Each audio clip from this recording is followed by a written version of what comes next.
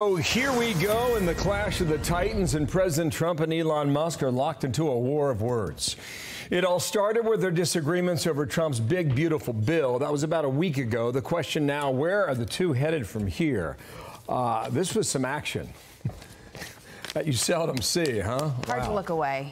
Dana's got the day off. I'm Bill Hemmer. Welcome to Friday, America. And Jackie, you brought some news with you. Good morning. Good morning, Bill. Good to be with you. I'm Jackie Heinrich. This is America's Newsroom. Yeah. I feel like most Republicans are watching this and feeling like their parents just got a divorce. That could be. And you wonder if there's an opportunity for reconciliation. And at the moment, we really don't know, right? And we're just taking it a step at a time. Yeah. But that action yesterday afternoon was something else, and we'll get to it now. Yes. President Trump posting in part, quote, "I don't mind Elon turning against me, but he should have done so months ago. This is one of the greatest bills ever presented to Congress. This puts our country on a path of greatness. Make America great again." So, Jackie, the tough talk between the world's most powerful man and the world's richest ranged over topics far and wide, personal and political. Seems nothing was out of bounds at times. A far cry from the scene in the Oval Office last Friday afternoon. Trump giving Musk a golden key as a thank you for his work at Doge. And I gave him a little special something we have here. Thank you. A very special that I give to very special people. I have given it to some, but it goes to very special people, and I thought I'd give it to Elon as a presentation from our country. Thank you. Thank you, Elon. Thank you. Take care of yourself. Peter Doocy is live at the White House with new details on where things stand. Peter, what are the vibes over there this morning? Jackie, we can report this morning that the Tesla President Trump bought for staff to use as part of a demo on the South Lawn to help Tesla is going to be either given away or sold off. And that President Trump, that Elon Musk rather, was wearing thin on President Trump for about a month. Have him criticize me than the bill, because the bill is incredible. You know, Elon's upset because we took the EV mandate. Elon and I had a great relationship. I don't know if we're well anymore. The lowest blow came from Musk. He said, "Without me, Trump would have lost the election. Dems would control the House and the Republicans would be 51-49 in the Senate." The president eventually said, "The easiest way to save money in our budget, billions and billions of dollars, is to terminate Elon's government subsidies and contracts. I was always surprised that Biden didn't do it." Accusations about being on the Epstein list also flew around. The closest thing to a détente so far was Musk writing, "You're not wrong," to billionaire Bill Ackman, who wrote, "I support Donald Trump and Elon Musk, and they should make peace for the benefit of our great country. We are much stronger together than apart." And officials here basically say the big, beautiful bill is more important to President Trump than making nice with Elon Musk. The only difference between Friday and today is Elon went back to his companies, and as a businessman, he has a right to speak for his companies. But as president, President Trump has a responsibility to fight for this country. And I'm told Musk might talk to some White House aides today, but nobody here is tracking a Musk-Trump call. Jackie. All right, Peter Doocy, thank you. Okay, so let's go over it now. You want to start, Jackie? And I'll tell you, the last time the president commented about this publicly was at 4:06 p.m. Eastern time yesterday. That was the True Social that you read just a few moments ago. Right, and then Elon Musk kept on going. The latest one that I tracked was this effort to see if he should create a new political party, one that's in the middle, really going scorched earth. And, you know, in talking to folks at the White House about how things are going over there and what people think, a lot of sympathy for Musk. They think that he has just shown that he's like manic and has lost it. And that's what we're hearing from some of the reports of those who've spoken to the president this morning, that he feels that way, too. So you've been talking to folks at the White House. I have as well. At the moment, the president does not intend to speak with Elon Musk today. Right. Now, that's contrary to what a lot of the reporting was last night, early this morning. So we'll see whether or not that changes. I think Republican lawmakers, for the most part on the Hill, have run to the president's side, and they have defended him in this. Absolutely. And Peter's saying that that Tesla is going to be given away or put up for sale. I think that that's probably a good meter of where things are going. Got it. Let's go to the White House again. Stephen Myron, Chairman of the Council of Economic Advisors. Sir, good morning to you. We have a lot to cover, okay? But first, I want to get your reaction to what's happening. Can't we just hug it out, Stephen? Good morning. What happens next with Trump and Musk, or is this thing really done for good?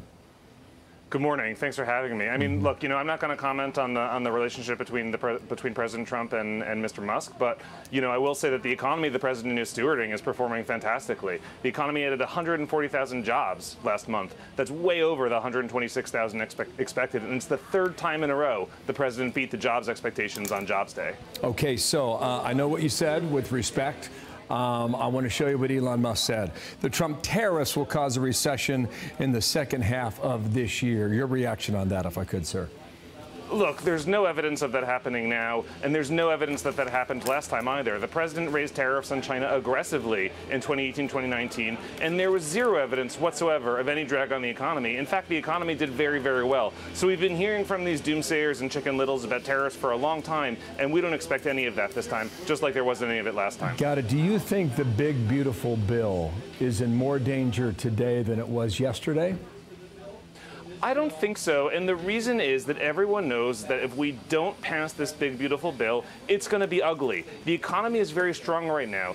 The president has created over 500,000 jobs since he's been in office, and all of those are native-born, as opposed to foreign-born workers, and that's in contrast to President Biden, who is creating 2/3 of the jobs being foreign-born as opposed to Americans, right? And so that's a problem. And if we don't pass the big, beautiful bill, this very healthy, very strong economy we've got is going to disappear, because it's going to be a $4 trillion tax hike, the biggest in history. Okay, here you mentioned tariffs in your last answer.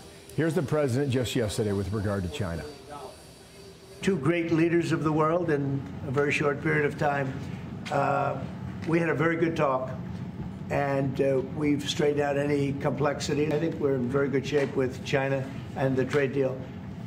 We have a deal with China, as you know, but we were straightening out some of the points, having to do mostly with rare earth, magnets, and some other things. So I don't know what you can add to that. If so, please contribute to it and break some news here today. On the calendar, the 9th of July is 33 days away. That was the imposed deadline.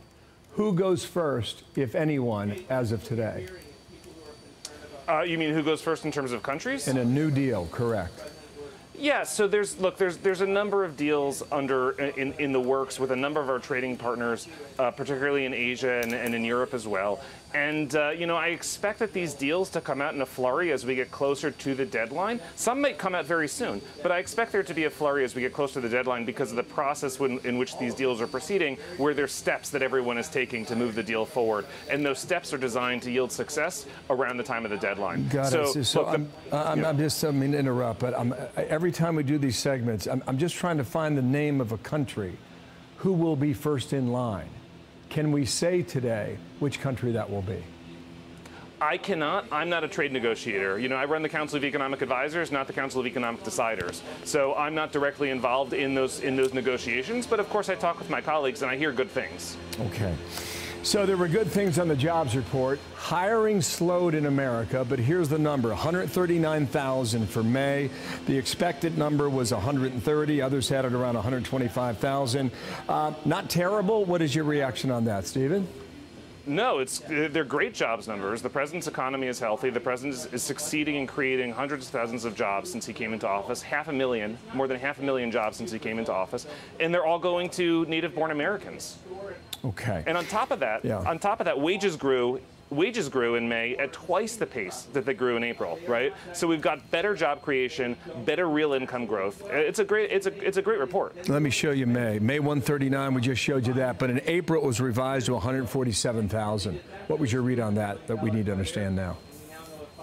Look, the read on it is that the economy is strong, the economy is proceeding along, creating jobs, and that the president's policies are going to continue to succeed, creating robust economic growth through policies of trade renegotiation, deregulation, tax relief, energy abundance. All this is designed to create exactly the type of healthy job growth that you see there. Okay, we had a lot to get through. I appreciate you being a little rapid fire there. Thank you, Stephen, for your time from the North Lawn of the White House. I'm Steve Ducey. I'm Brian Kilmeade. And I'm Ainsley Earhart. And click here to subscribe to the Fox News YouTube page to catch our hottest interviews and most compelling analysis.